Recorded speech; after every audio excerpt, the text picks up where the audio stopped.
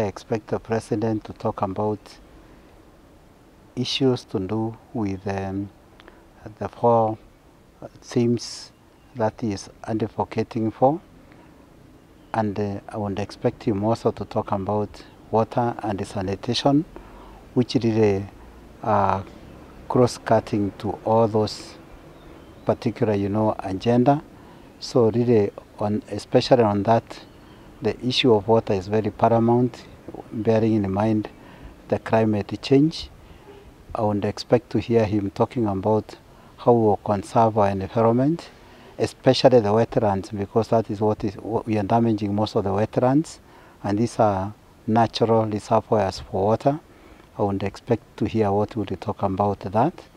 Of course, generally, those factors that also affect the well-being of the society. One of those things he has been talking about corruption, which is really hindering the growth of this country by consuming a lot of resources that should go to development and to people's, welfare. When they end up in people's pockets, we return the growth, and it really is a major disadvantage, because the economy will not grow if those resources which are meant to go to infrastructure and to those other social amenities are consumed, by individuals rather than by being prudently used for the benefit of all of us.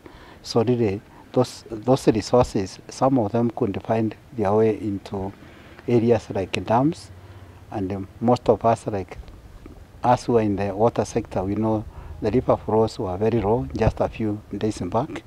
Indeed, we had to shut our treatment facility for some 3 days for lack of water. If those resources could be prudently be plowed back into the economy, including into water resources, that is conservation of wetlands and forests, then we would be sure rivers would not dry, and also dams could be constructed which would conserve storm water. It would be a very major boost, to the economy, and especially to enabling the 4 big agendas of the President. So really, these are some of the things I would expect the President to talk about.